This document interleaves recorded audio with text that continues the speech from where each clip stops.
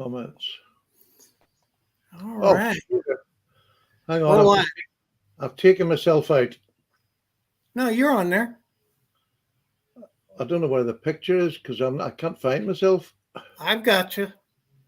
I haven't got me at all. You probably Where am I? you can blank your picture, but anyhow, I've no idea how to get it back though. Where is it? Can you see me? Oh, here. I've got it. Let me see. There, we got it now. Got it now. There we go. All right. Well, hey, I don't see anybody texting yet, but there's nobody here yet. Well, we're 5 o'clock, right? Yeah, well. Nobody's interested in us today, Patty. Well, life happens. Life happens. I'll still find something to talk about for an hour. Gizmo! All right. Thanks, Gizmo, to save the day. Yes. Bless it. All right. Cheesy Moon. You know, Cheesy Moon's going to be down there at that thing that the knife doctor's putting on in his hometown. So he's another guy that's going to be down there. Hey, Pocket EDC. That's in November, isn't it, that show? Yeah, November 16th. We're slated to go down there. That's going to be a lot of fun. That's going to be really cool. You know, it's not going to be like a Blade show, but it'll be a lot of locals, you know. That's what you want. Just get a lot of people. There's Baldy in. And Kevin told me everybody's selling but me. So I'm not planning on selling, but maybe somebody can talk me out of something. Yeah, I don't know. So, hey, Heidi ho to everybody. Shall we tell them what we're talking about tonight? Yeah, we are going to be talking about, we chose 5 knives that we bought, and they turned out to be more than what we expected them to be. So I call those high value knives. So, you know, it's where you buy a knife and regardless of what you paid for it, it just turns out to be a whole lot better than you thought it was ever going to be. And we're going to be talking about that tonight. But I've got some new knives I'm just going to show everybody. And one is this knife right here. It is an equal end imperial cattle knife. And this particular one was used by the Army Air Corps in World War II. And so this thing is just in remarkable shape. And I haven't had a chance to clean it up. I oiled it and wiped it down a little bit, but haven't really done anything else to it. But it's not your typical imperial. Really nice snap on this thing. And big knife too, by the way. And then also got in the mail today this sky blue, which looks lighter than it is. So to me, it's like a perfect sky blue. You see a lot of them that are dark, and this is not dark, but it's also not as light as it looks like in the camera. So I don't know what's going on with that, but it looks absolutely fantastic when you just look at it. But the light in here kind of messes it up. And that is a copper lock, because I think this is the best EDC knife ever made. I know Stephen will disagree with that. But they're pretty good. They're pretty good knives. They are beautiful. I first started using this when I started running into Canada in my truck. And, you know, they got really funky knife laws, and all the knives I had were tactical locking blades. And the information I was getting was that they were just, you know, if it's black and mean looking, they're just going to take it from you. So I looked for a knife. I needed a locking knife because, you do a lot on a semi where that blade needs to be locked, right? You're really poking in like mud flaps on a truck. Yeah. So those things would pop down. They're put on by bolts. The things would hit them and they just wear out and they would pop down. And I would need to poke a hole in half-inch thick rubber, right? And so I needed something, substantial. Hey, Ronald, welcome to the channel. Glad to see you out there. And so that's why I got a copper lock. And then that thing I carried it for almost 6 months, but the bone on it was so pretty. I finally pulled it out of the rotation because I didn't want to mess it up. But it just really convinced me on, how nice that knife is. And it's the same size as a trapper, right? A little bit smaller.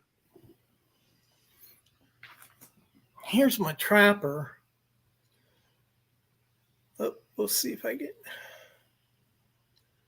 Oh, yeah, it is not much. It's a little tiny bit smaller. Oh God, yeah. But yeah, I mean it's a pretty big knife. So great for you to see. What do you got lately?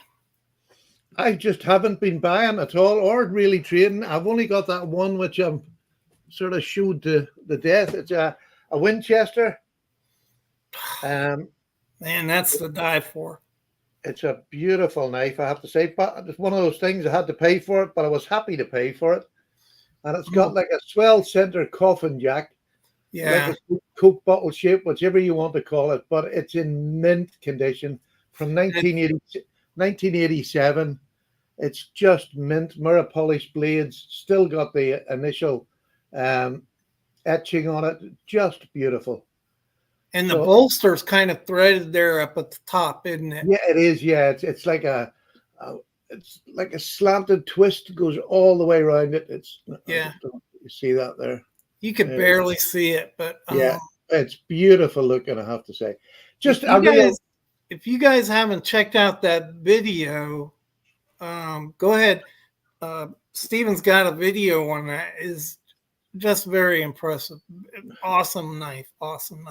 And one of the collections that I add to more than most other, apart from my British knives, is my old American classics. And it's sort of, when I say old, I mean that's 40-year-old or something like that. It's not that old, but it is, to get one that's in mint condition just is amazing, especially over here.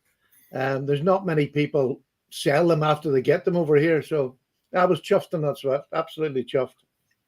You got a great deal on that too. I mean, that thing would probably go for 140 over here. Well, it's not far behind it. It was about 100 here, £100. So that's probably $125. So there wouldn't be much in it, but it's perfect for my collection because it's and that's the thing. Price is very, what's the right word I'm thinking of? A knife is priced when you buy it. It's what you are willing to pay for it. And I know a few of my collection I paid over the top, as I know there's a few of my collection I paid under because somebody maybe didn't know what they had. So it usually works out pretty even. And as long as I'm happy to pay for it, I just leave it at the door there. It's bought and that's it. The knives we're going to show today, one of them, my wife bought me. So I have no idea what she paid for them, but I know I can get them cheaper, right?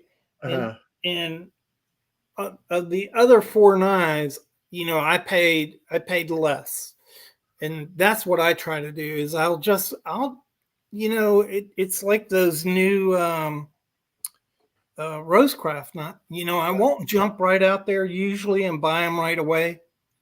I did that on the Rosecraft Stag gun stock. I did get that right away.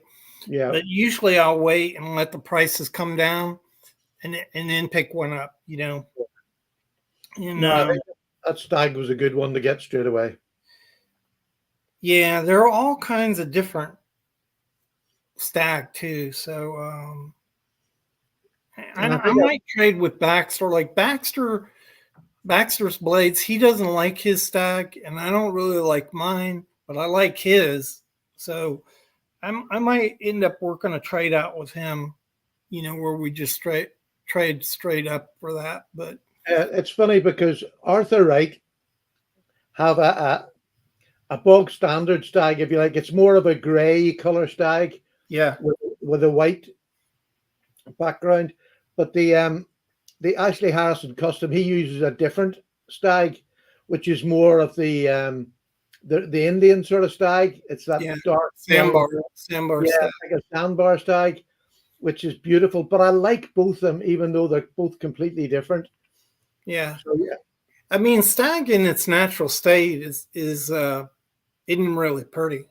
Honestly, it's kind of bland. Usually, it's an off color.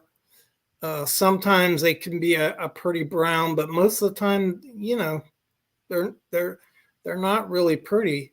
And and most, manufacturers for a long time, I mean, going back to the 1800s, have colored the Stag to make it look better. well, hence why a lot of stag is burned. Yeah, a lot of it is color enhanced, but Yeah, and they'll bleach it, before they yeah, color it. You can always tell that because it's white, and Stag isn't white at all. no. It'll be like in off a gray color, you know. If I can show you, this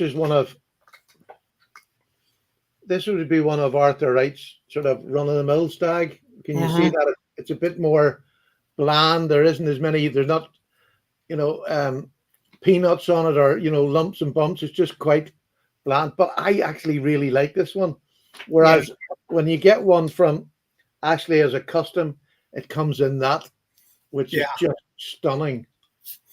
yeah. The closer you get to the crown of the Stag, the deeper the furrows, and you get Yeah, the popcorn is down by the crown of the Stag.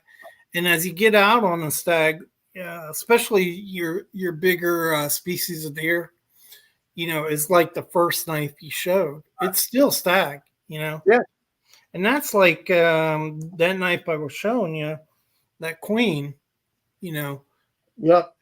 that's real Stag. It's just not down by the crown. And so it has kind of a rough texture to it. And I like it all, really. Yeah, I have to say personally that it's stag, and I think that's lovely. Yeah. No matter what kind it is. All right. You want me to start off or do you want to start off? No, go ahead. You first. Age before beauty. Well, we need a drum roll. You got a drum roll there? All right. So my first choice is the Bear and Son 4-inch Barlow. This is in walnut, and bought this for I believe $37. They go for around 41, somewhere in there, and these things, they're so well made. I mean, look at that. There's no gapping in there. And it's like a Chinese knife, really. It's made so well. It's got a fairly good pull to it. It's a little more than a 5. Like, I can't push this up. And so closing it's around a 6 or 7. And this knife is just, carbon steel. It's hard for guys to find knives in carbon steel. That everybody's making them in stainless steel. And I just think that for an American-made knife with walnut and carbon steel, it's just a phenomenal knife for the money. It's really it's not CNC machined. It's made traditionally, and it's just worth a whole lot more money. What do you got? First of all, I just wanted to say I have the Bear and Son, this one, And as a knife, it's lovely, but I have to say, mine is very weak across the top. Can you Yeah. hear that? Yeah. It just taps. But now, when I open it and I close it, it's perfectly solid. Right. It's my first bearing, son, so I was a little bit disappointed. And when you slap it back in, it goes down to the right hand side. But for the money, you couldn't beat that. That's great price. Yeah. Well, and that's the thing about this. Usually I don't have a good experience with Bear and Son, so it's like 50-50 with me. But when I bought these, everybody was saying they were great, and Yeah, I said, okay, I'll bite, and it was great, yeah.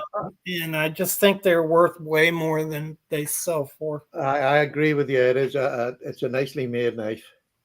So I'm going to start with one that sort of similar value. This is one it's literally just come out, but I've had so many different of these and this pattern from the same company that I feel as if I can speak for them.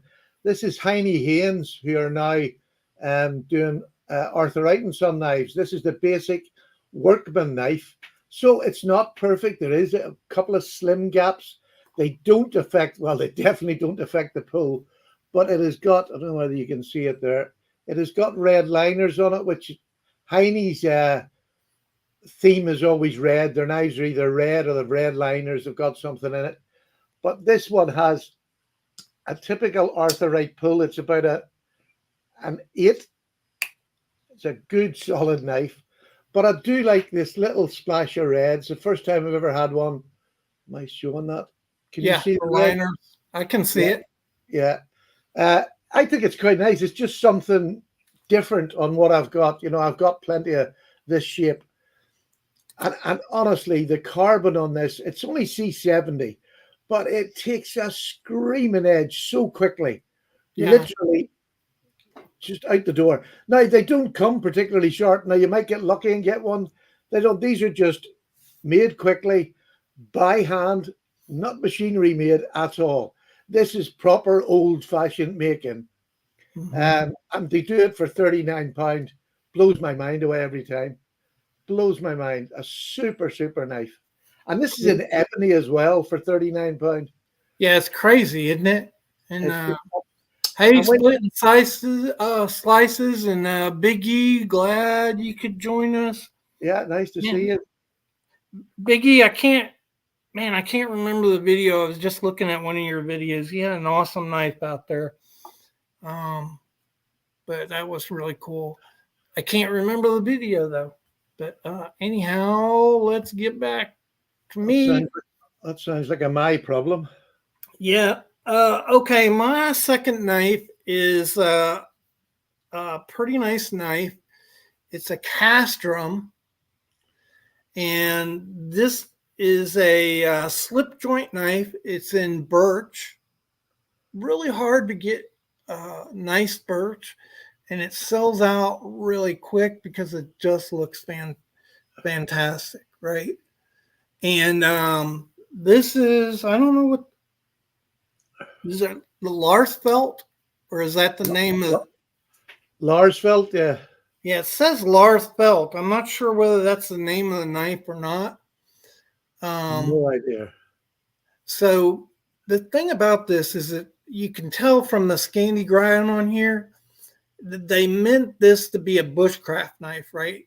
Yeah. And that's how they actually advertise it. But I came to realize that look at the this is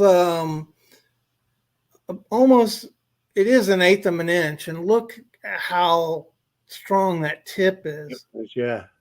And you may not want to bushcraft this knife, but that is an awesome EDC knife right there. And they're not the most perfectly made knife. There's some gaps in the back you can see here, but they're very well made.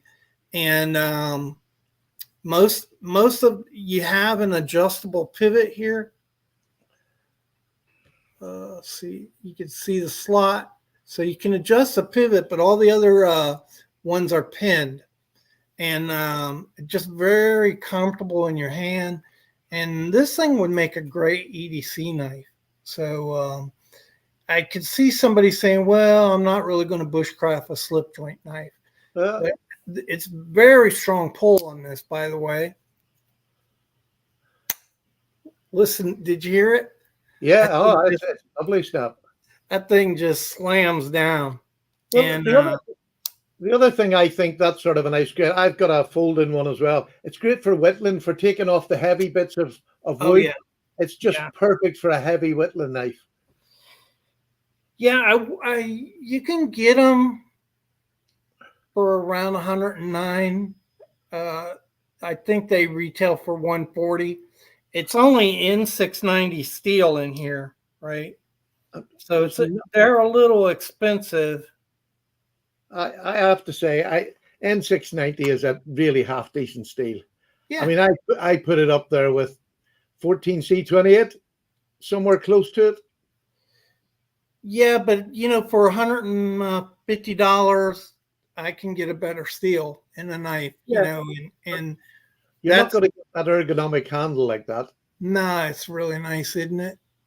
And I just think these would make a great EDC knife. I don't know how many people look at this and really think of it that way, right?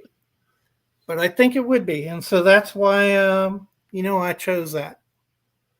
Yeah. The other thing is a great hiking knife. Yeah, absolutely. It's a very heavy duty knife, so it would be great on a hike. Now, I know I am on my second one, aren't I? Well, I'm going to just go in here and show this because it took me a long time to come around to buying one of these. This is the Case Copper Lock, and this is the small one. But for years it said, I'm going to get one, and I'm going to get one, and it just never got right. It was one of those knives that just escaped me. And then I got one last year at the Sharp show over here in the UK, and I think I paid about 30 quid for it, something cheap like that. But what a gorgeous looking knife. I just think that clip is the nicest clip that Case does. I just think everything about this knife is super. And every now and then I like a locking knife. I don't need one, but I like a locking knife. I can sneak up on this and get all four fingers. Just a great little EDC knife. And this one's in carbon steel. I don't use this to cut anything hot, so it's not got anything on it, on the blade. It's no tarnishing. I have to say, I'm so sorry I waited so long. And I've actually got, because I'm in the UK, I've actually ended up getting a couple of the larger versions. This is the two-bladed version, and this is a single-bladed version, the larger one. And I think it's beautiful, but I think the smaller one, just the dimensions to me just look neater and nicer. So I really, and for the price. Okay, so yeah, that's Yellow Delrin, right? Yeah. So that's a mini copper lock. Is that what you're saying? Oh, okay. I didn't realize that.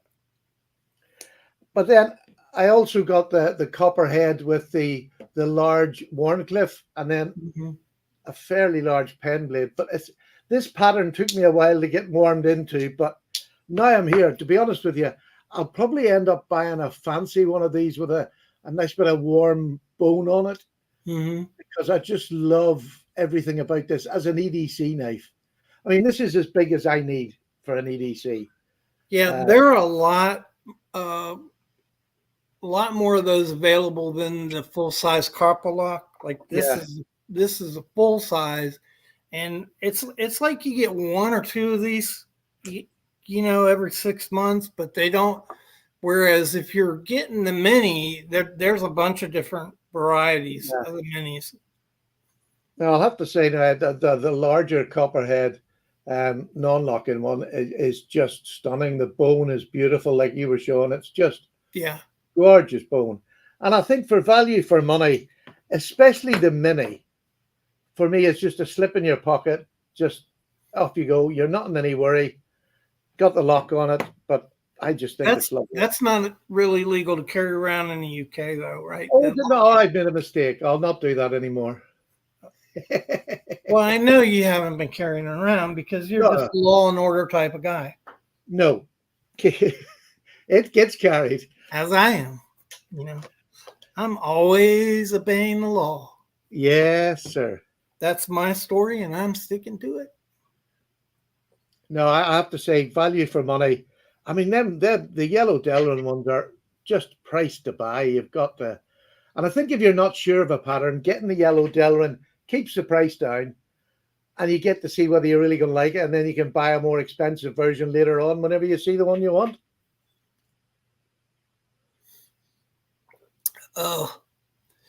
Conan says, you'll be thrilled when you carry that 3 times and the shield falls out.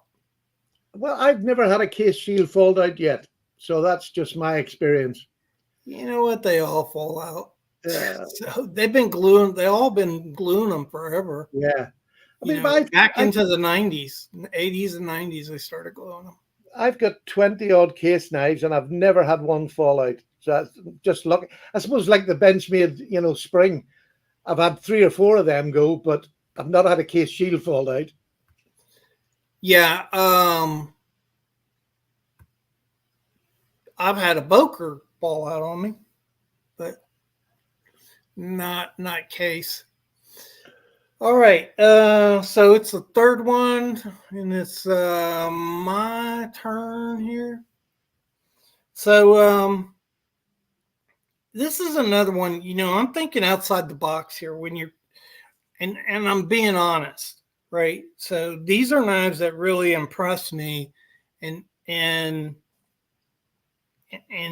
don't necessarily fit into the category in which I bought them. And so my next one is this Viper, right? Yeah. Beautiful little case on this knife. Now, these things can be expensive.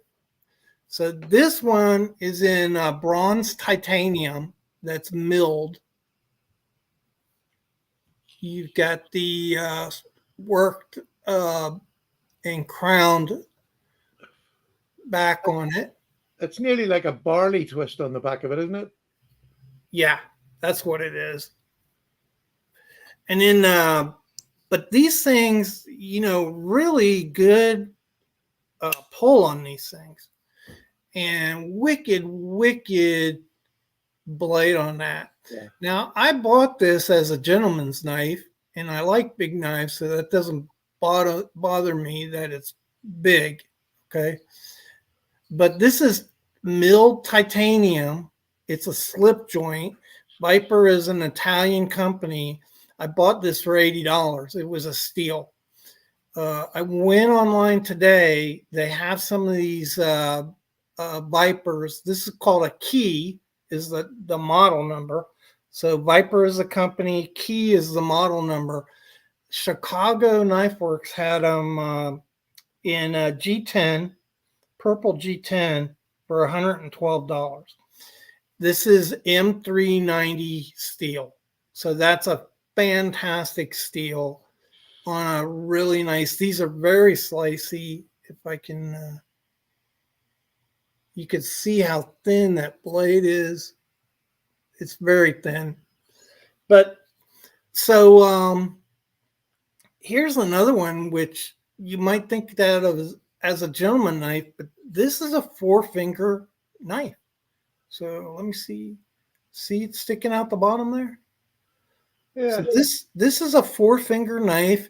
It isn't really slick. It feels great in your hand. It has great blade geometry. Fantastic steel, M390 steel. That's 20 CV in the US. Great steel. And you can pick that up for $120 at Chicago Knife Works with the G10 scales. So if you want something special, they go up to like $150. But yeah, I mean, this thing is worth a whole lot more than I paid for it. And I think that the build on these things is just phenomenal.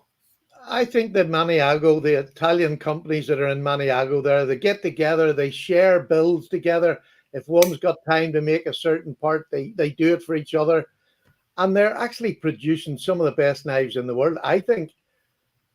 This is phenomenal. You can't even see. I know you can't see it in here, but Uh, you can't even see the joint. yeah, That's how, see, you can barely see it if you look close. and they do the crown spine and the top of the blade. It just Yeah, looks classy. And yeah, look in at the that crown barley spine. twist. It's just beautiful. But I mean, for M390 steel, like, uh, yeah, this is titanium, but the G10 model, is 120 and you're getting M390 steel, Yeah. and you're getting a slip joint, and that this thing is solid, right? So you could EDC that all day long, and you get a really nice, cool slip. Let me see the Viper slip on there. It says They're Viper. and beautifully made slips. There you go. Yeah. I mean, you're talking about the price. I mean, I've got something that's very similar, and I use it in the same vein as what I call a gentleman's knife, which is my tactile tongue bear. Oh yeah. Thin, slicey knife, titanium. It's got Magna Cut, but to be honest with you, Magna Cut's no better than M390 in the cuttings. They're very similar in everything they do. This has maybe got a higher percentage of one or two of the other things, but I've not noticed that much difference between Magna Cut and M390 or 20 CV in my experience. But this is £200 to buy. Do you know what I mean? So the bargain, even when if you paid full price for that, I think you're getting Yeah. every bit as much a good a knife, as the average price for a titanium and M390 or Magna Cut blade. I mean, that particular model that you have is probably more substantial than the slip joint model I have, than the key. But, Viper also has those models, right? They have EDC models. It's just that particular knife, for $120 is a fantastic deal. Oh, And it's absolutely. a slip joint. If you like using slip joints, which I do, I have locking blades, but RJ did that challenge this summer where he only carried little tiny knives. He went Yeah. all summer long and didn't use a big knife. At least he's not telling us he did. And I believe you can do that. I believe, for most folks, you can get away with the slip joint knife, no problem. I spent my life with a slip joint, and I don't even like a big slip joint. I mean, most of my slip joints are going to be about the 3.5 inches closed. So you've got a blade that's under 3 inches and a 3.5 inch handle. That's perfect. That does all my EDC tasks. Absolutely. And I use that year in, year out. It's not changing. Do you know what I mean? So Yeah. the smaller knife is definitely it's more able than what people give it credit for. Well, and I mean, that's a 4-inch handle on that thing and a yeah. 3-inch blade. It's a It's all you gentleman's need. knife that can do the work of a big laborer. Yeah. It's the same thing with this thing. I haven't even showed this yet, but the Yeah. hedgehog, Yeah. Beautifully these made things are knife. fantastic. Fantastic. Yeah. Very stiff, very capable EDC knives. You don't have to worry about that popping in. And, they're, the Viper is, I didn't mention it, but it is a half stop knife. And so is this. So these are all you need, really. Yeah. Okay, you're on your number 3. Number 3 is going to be, it's not just this one. Well, it's funny. I was just talking about knives. These are little knives that are 3.5 inches. This is the Rosecraft, the newest one to have out, the teardrop. Yeah, And that is a very attractive knife. Between it and the other little small 3.5 they brought out, which I'm glad to see companies bringing out smaller knives. These are the most usable little knives, honestly, that I've got in my collection. They're as good as anything I've got, old or new. D2 steel on them, which is really well heat treated, takes a wicked edge. But the bone is the thing on these that really gets me. It is beautifully dyed. There's no gap. I mean, the bone has been dyed completely. And I just think that is amazing. Amazing. If they ever get to do a jig bone version, I think they'll blow everything out of the water because these are just stunning. And Well, again, for 60 quid, and I know it's maybe a little bit pricey. It is Chinese, but I'd pay £60 for this plus because I've used them and they are just super functional knives. Yeah. You know, absolutely functional. And I don't believe 60's enough nearly for what you're getting. The fit Yeah. and finish, the fit and finish in these things is just impeccable. We've talked about that before, and I think when you could get a knife, I think the $100 range right now is, the new baseline range. So Yes. anything below that, you're getting into a budget. And I have a budget knife here. We'll talk about it. And there are some sacrifices when you go to a budget knife. But the amazing thing about those Rosecraft is you don't see compromise, right? There's They're just as good as like a C. Reisner or a what's that other one, Patty? Yeah, there's lots of them out there that are making, the knives now at £100. But the thing about this is, I've used this. I mean, a cheaper knife used to be when you got a cheaper knife when I was a boy. After Yeah, about a week or 2 weeks of use, you'd get blade wobble. It would move. It would start coming apart. The pins wouldn't be as yeah, tight. Them days are gone. This is a knife that could last you the rest of your lifetime and just use away at it. If yeah. that's the sort, I mean, it's so good. It's just, I get mine for nothing. So an awful lot of people say, "Oh, you're just a shill." I'm sorry. This is super, Oh super yeah. I quality. mean, I've got 8 of them, and I'm fixing to buy a few more. But it is they're just good knives. And the nice thing about them is, if you lose it, you just go and buy another one. If it's one that you really like, I mean, just go and buy another one because they're that good. They seem to be the same across the board. There's very rarely you hear of a bad one coming out. Yeah, I agree. I didn't want to put a Rosecraft in there. Uh, I don't know. I figured you would. I guess it's not because I don't love them, and I've got a whole bunch of them. I'm fixing to buy some more, but all right. I'll move into my fourth one here. We're rocking on. We got 20 minutes to go. All right. So my fourth one, I'm gonna zoom in on me. All right. And let's see here. Let me get it up. That's better. There you go. All right. So my fourth one, this is a Buck Sprint Pro. It's in burlap micarta, which I just love the look of that burlap micarta. Yeah. And once I got this knife, I which knife delights, right? Tom got me thinking about this knife. He's got a couple of them. He's always showing them. I'm like, okay, yeah, that kind of looks cool. I'll try it. But I really wasn't too keen on the FRN models, and those are very affordable. But this is a Sprint Pro, so it is S30V steel, and I like the brown micarta.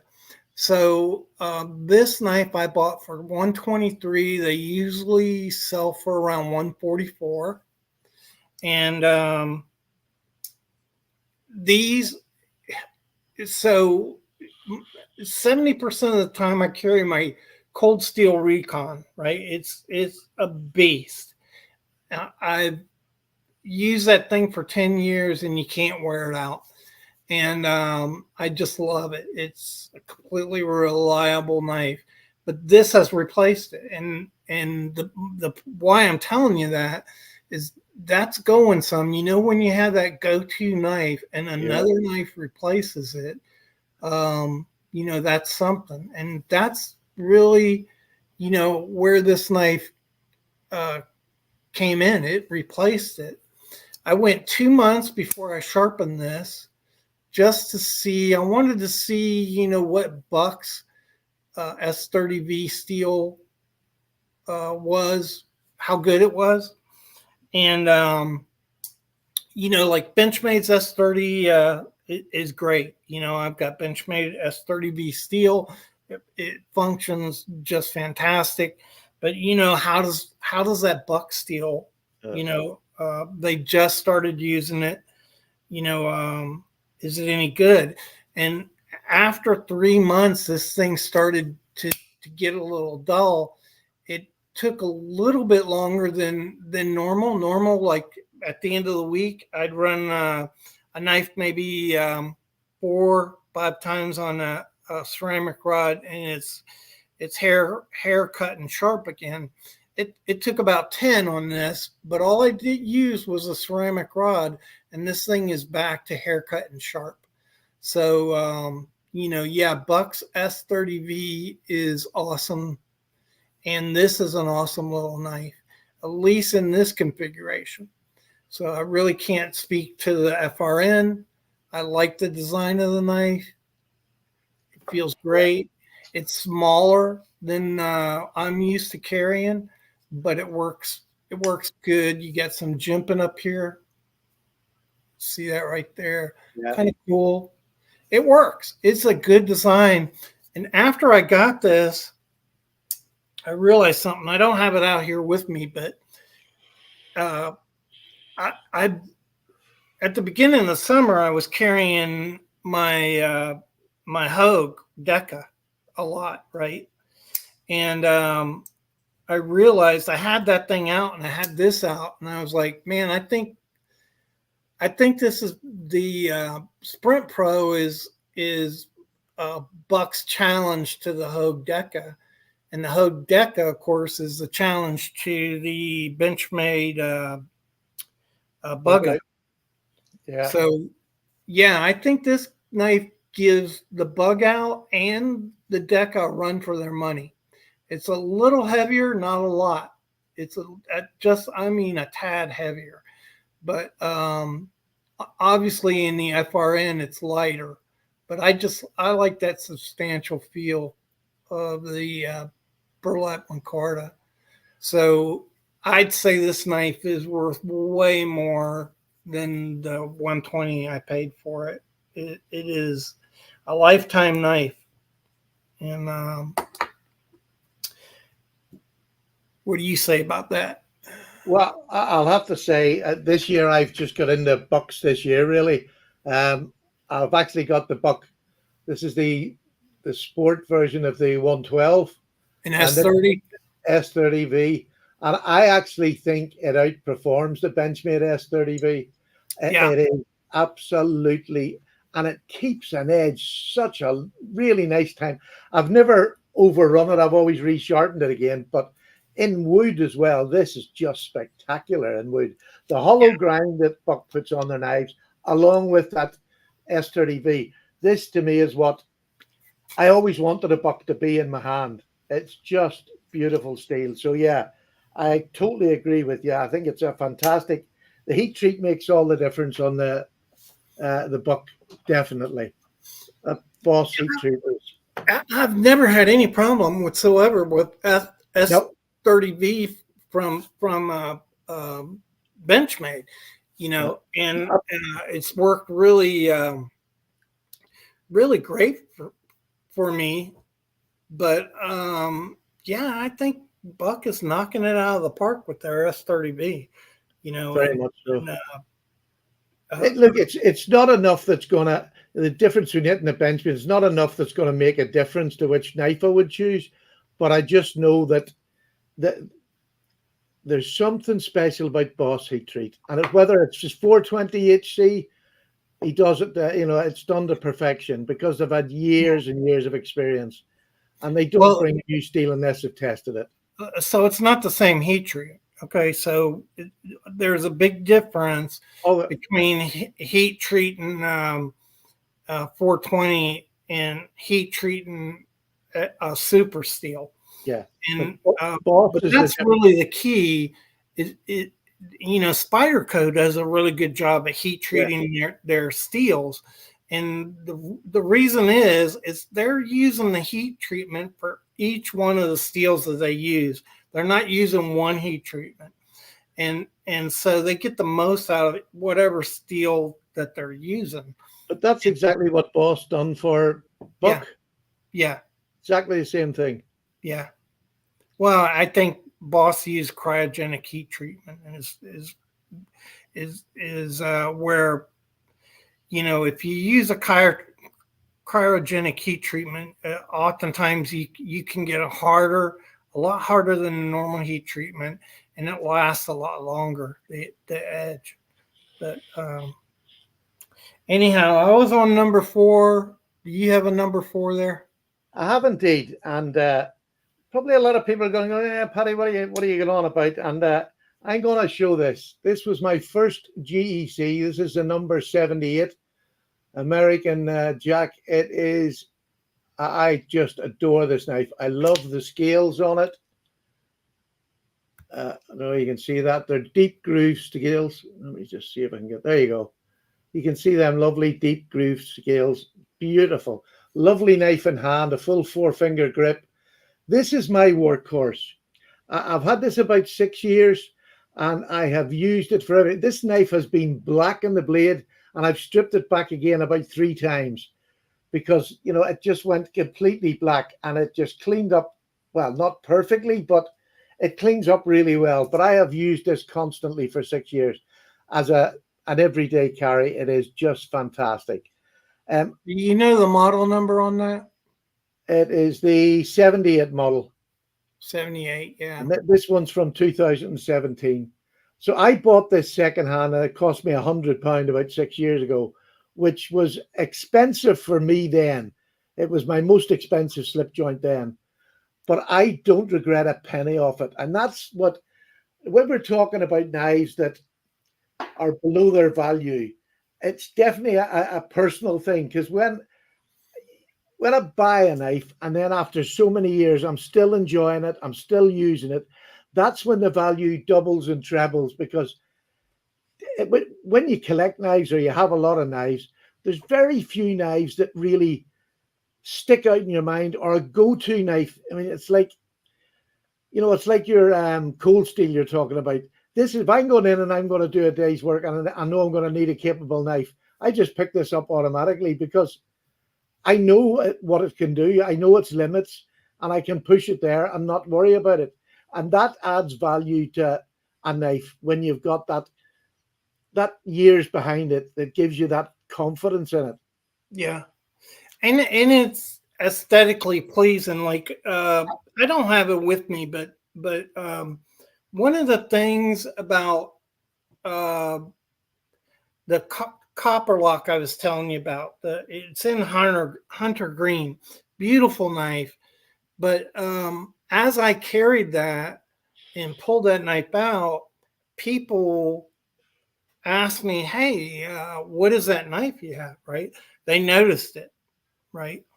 And that's a whole different thing about owning a knife, and it feels good. It feels good Yeah. when somebody notices what you're carrying, and they're like, "Hey, that's a good looking knife. What are you carrying?"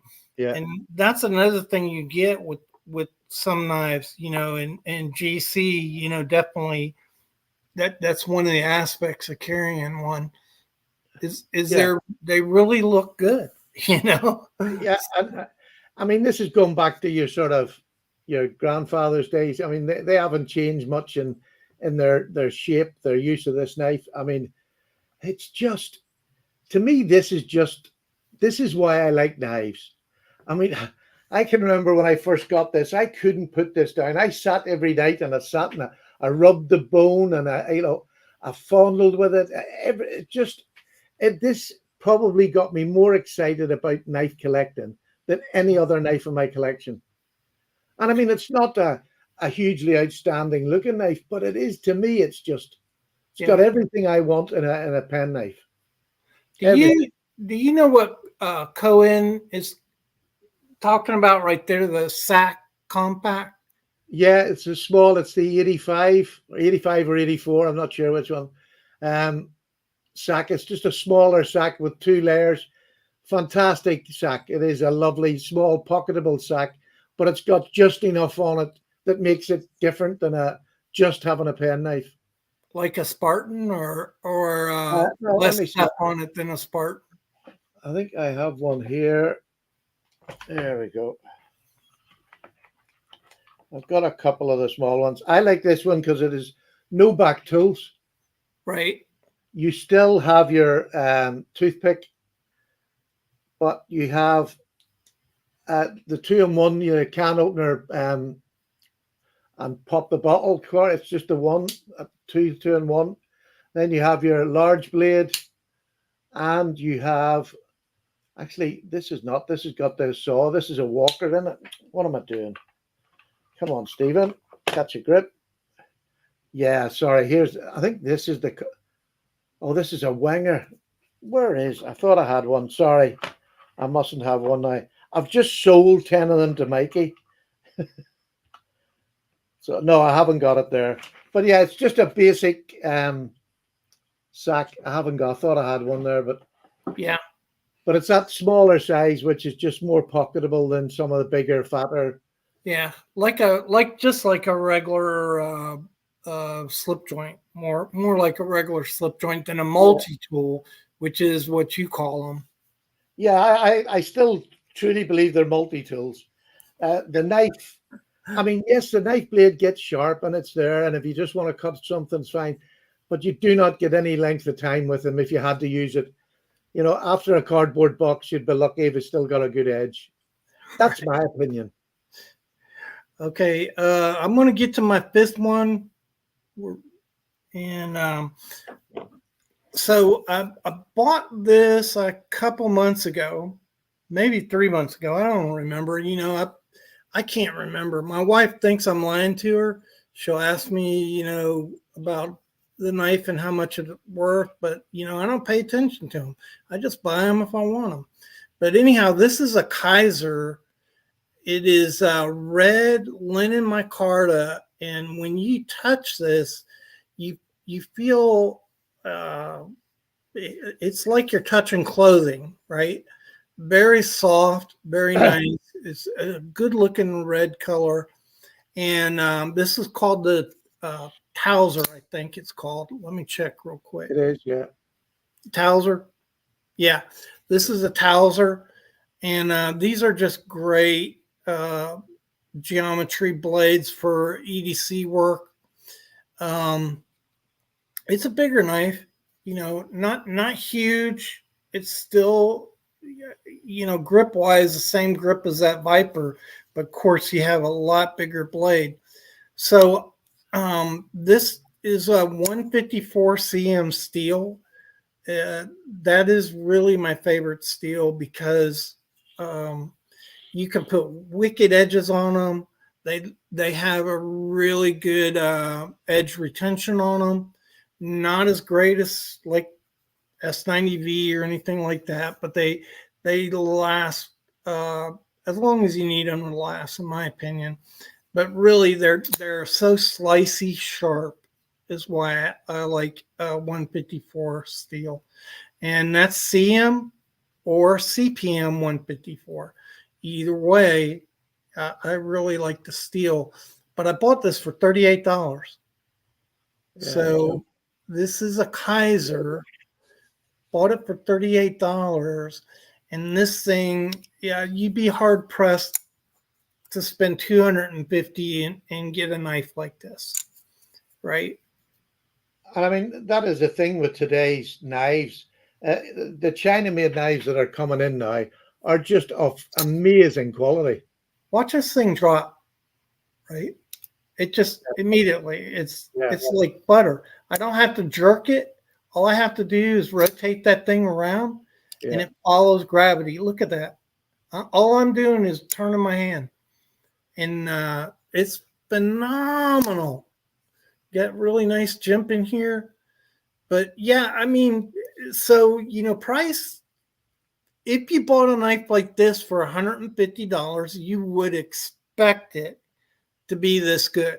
Yeah. But at $38 for a Kizer, you just don't expect it to be as smooth and as good as this knife is.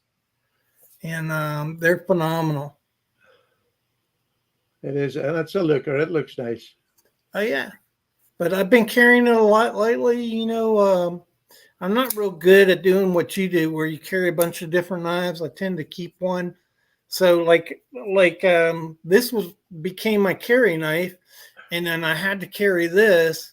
I said I'm going to carry it, and it was really hard to stop carrying that. Yeah. But Well, this thing I went out recently. Let me see. Look at how thick that is at the tip there. And I was out on a hike 2 weeks ago, and I stuck this into a log that had fallen. And I just wanted to do, a test. And I stuck that in and started bending it. And man, it just tore that log up and didn't bother the knife at all, at all. So yeah, for $38, I'll take that every day of the week. I do carry the same one knife. It's the same every day, and it's the bear. I carry it in here every day. This is my everyday carry. This goes everywhere with me, every day when I'm out. But I also carry then, That's an American knife, right? Yeah. This is a tactile turn. Yeah, because Americans make the best knives in the world. Well, yeah. Well, we'll leave that conversation. That's for another topic. But I took you down that path and just closed it. Yeah. no, you didn't. We'll get back to that one day. But yeah, the next knife is going to be a knife it's going to go back to that last my GEC. I mean, this is more value because I've had it 6 years now, and I absolutely can trust it. This next knife is that same. I've had it about the same amount of time. It has just served me so well in anything. I've actually retired it this year, but this is the Benchmade 940. And look, it's been a bit used and it's been cut away so I can get my finger up there for a tight grip. But this knife is worth every single penny. I genuinely believe that. This is nearly a 30-year-old knife now. Well, it's 25. I can't remember, but it's an old knife. And this is, even at today's price, which is, I think, about 180 for one of these, an absolutely amazing buy. And I mean, people say, oh, well, they're not very slicey. Well, I don't need it to be uber slicey. Skinning a tomato is not something that happens in my daily life. This covers everything else. And even as a screwdriver, it is such a just super knife. You can beat on this. You can baton on it if you really wanted to. I wouldn't, because I like the knife. But I mean, it's just an absolute beast of a knife. I just think it is. It's still as good today as it was when it came out. And there's not many knives can say that after 20 odd years, they're still as good and still as relevant. And to me, that's what makes this value for money. Because if you buy one of the new ones today, all right, you're going to spend a few bucks on it, $180 or $200. But in 6 years' time, when you're still using it, that's the value. And I adore this knife. Adore it. Yeah. What really sucks is I've always wanted to get one of those, and they're getting so expensive. I don't want to spend the money on them, but also, let me say this. They have stayed in that $180 range, so they range up there to $240, but a lot of times I see them going for around $180. Yeah. And I don't know. I think that's well spent money, honestly. Let's be honest. If you've used a knife for 5 years, say, just to put a figure on it, and it's not let you down, it's done everything you wanted to do, that's value for money. Yeah. That is value for money. And it doesn't matter what the original price was. If it has done you for 5 years, it's value for money. The cheaper the knife that lasts that amount of time just makes it even better value. So I was that guy that never bought a knife over $25, right? Oh, I've been there. I think a lot of us were. And the first knife I ever spent $100 on was that cold steel Recon, and S35 VN steel in a big knife. And as you know, I'm using that, and you're around other people. They, hey, let me see your knife. You know how that goes, right? And I got a lot of discussions on, oh wow, I'd never spent $100 on a knife. Now, bear in mind that's 10, 11 years ago, okay? But 10, 11 years ago, a lot of guys would not spend, 60 on a knife, much less 100. And so that leads you into that discussion, right? And I was like, well, you could have this for your lifetime. And the guy's like, well, I can buy this for $25. And when it wears out, I just buy another one for $25. I'm like, okay, in 5 years, you spent $125. You spent more than I spent on this. Yeah. And this knife is going to last a lot longer. So how much money have you saved over 10 years, right? So if you're paying $25 for a knife, let's say a Rough Rider, and you're replacing it every year or two, in 10 years, that's $250 where, I still have my $100 knife. And I think 10 years ago, that would have been a true fact. But I think the modern day, with the Chinese knives, how good they are and how good they've become, that's not really. You could buy a knife from China at $39, $40, and it could last you as long as a Benchmade. I think the quality is so high now, over time. Well, I think they're dumping knives in America.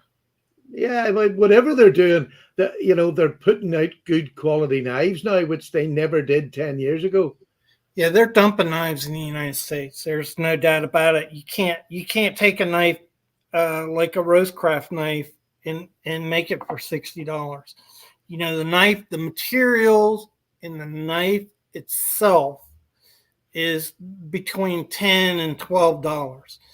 And I'm not dinging on any manufacturer. This is a QSP, right? And I paid what did I pay for that? $55, right? So this is carbon fiber, yeah, and a good steel in here. And they can't produce a knife, ship it overseas, send it to a distributor, and sell it for the price they're selling them. They're dumping them. Well, here's my answer to that. There's an Arthur, right? This is handmade. It's got ebony on the handles. It's got C70 steel, and it's 39 quid. Yeah, but it's not a Rosecraft knife. It's not that standard. That's the same with this. Okay, it's made in America. Yeah, and this is a fantastic knife for $40. Which would be what, 60 quid over there. But the thing about it is, if you were to give me an option of which knife I would actually own, if I could buy the two of these, I'll have this one every day. Because it's got character. Yeah, it's a proper penknife. You know what I mean? This is an imported, what I would call imported knife. Yeah. But this is definitely would be my passion if I'm collecting. Yeah. This is just a fabulous knife. But again, it can be done.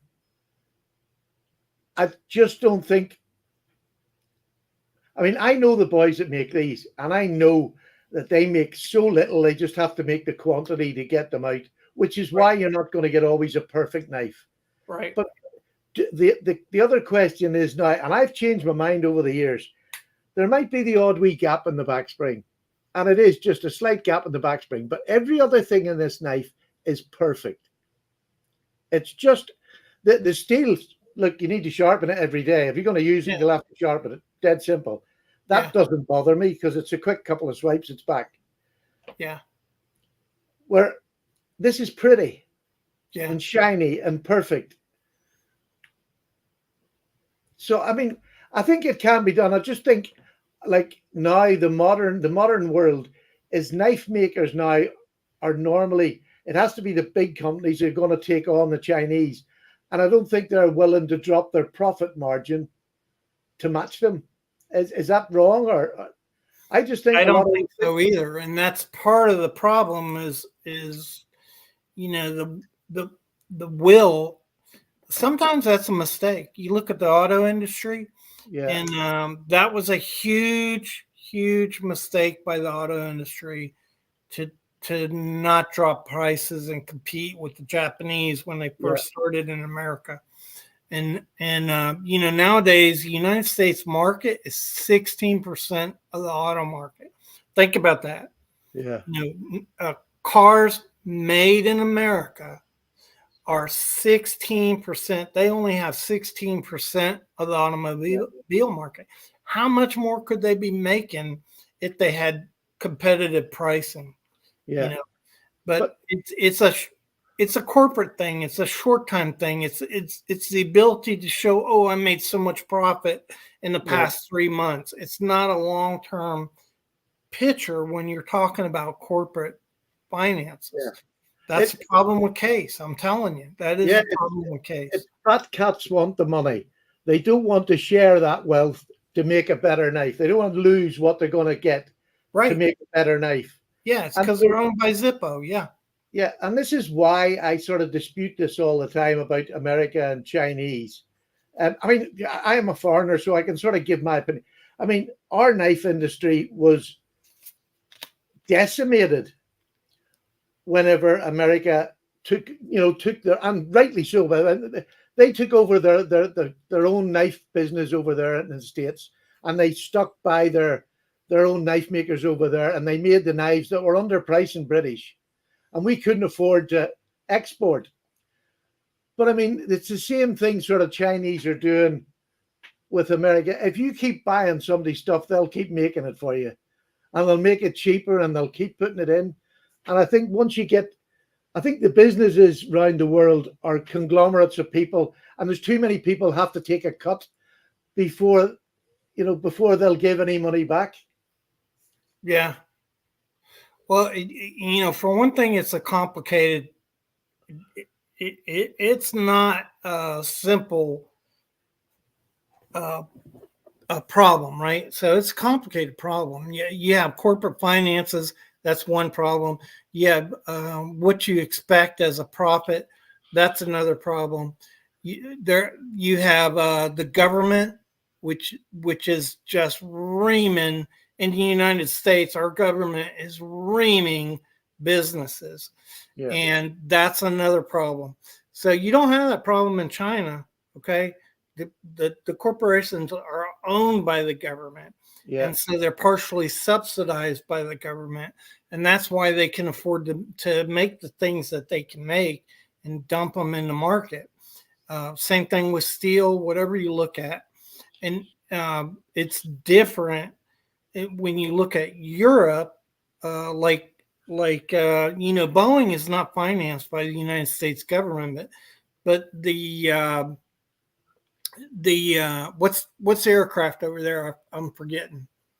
I have no idea. Airbus is financed, by a consortium of 5 different governments. Yeah, and so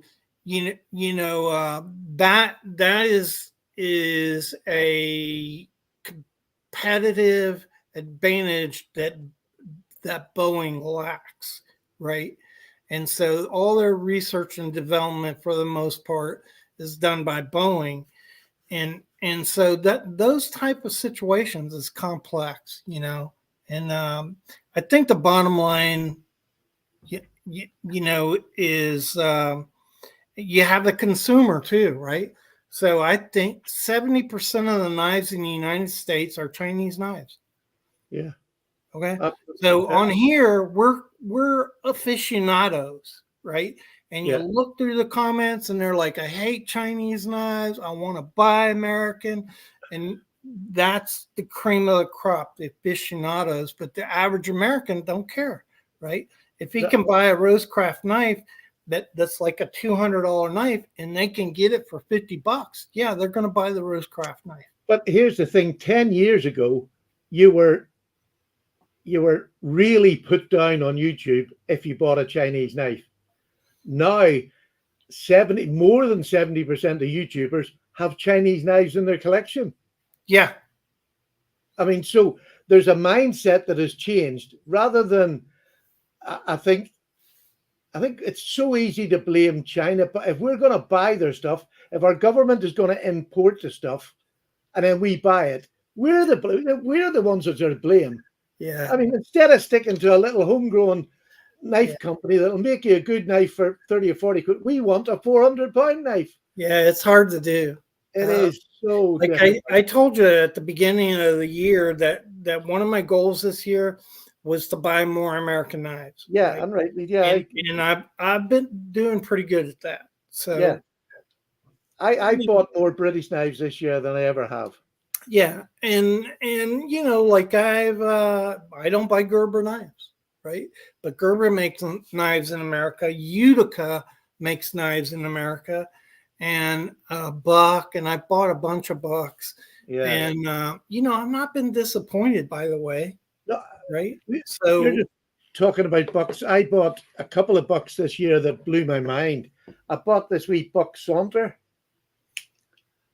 yeah, It's sort of, the blade's a bit out of kilter with the handle. It's a longer handle, shorter blade. But this is in 154 cm. right. This is one of my favorite little knives. Now, it was blooming dear for what it is. I mean, this was about £120, which is dear for what it is, micarta, and It is you know, a little stainless. expensive for that. Yeah, What's it the is. steel in it? But as a knife, it is worth every penny. Yeah, It is a beautiful little knife for EDC. Not a heavy duty work knife, but it's a slip joint. yeah, Beautiful knife. So, I mean, the States have the ability to put out really good knives when they want. And Buck is a smaller, well, not so much smaller. It's homegrown rather than, you know, they don't have all the big heads to pay off. yeah. Let me read this here. Let's see, not that one. I don't know about fair wages in the United States. I earn less than minimum wage milking dairy cows. Yeah, well, you know, fair, you know, we don't pay. Okay, so think about, and I'm talking about Americans, right now. So think about this, guys, right?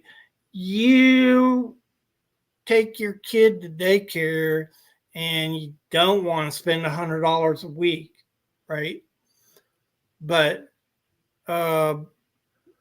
if you think about it, what could be more important than your kids, right? So kids, like daycare workers, you know, I actually worked in a daycare. I made $8 an hour working in a daycare. That's a long story, but I was doing it part-time when I was overseas. I worked as when I was in Japan in the Marine Corps. I wanted to make extra money and just kind of be positive about what I was doing rather than going out to bars all the time. So I worked in a daycare and made extra money. And, you know, I made $8 an hour for daycare, for taking care of the most important thing in your life, which is your children. And that's really the problem.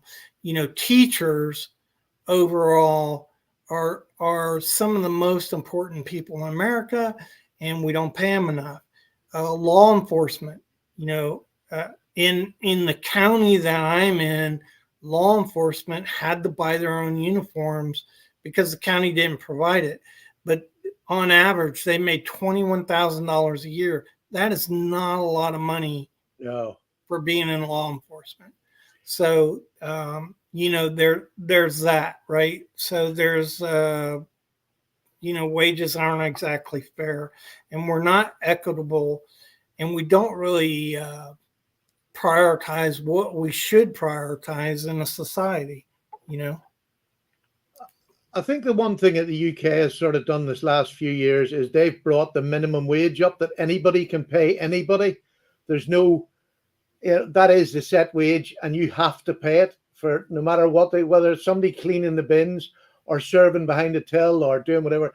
There's a minimum wage, and I think that has really helped a lot. It's not cured everything, but it definitely helped a lot.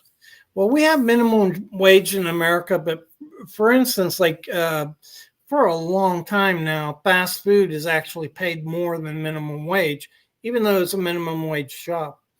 And that has to do with actually getting people to work. And so we're getting this weird problem.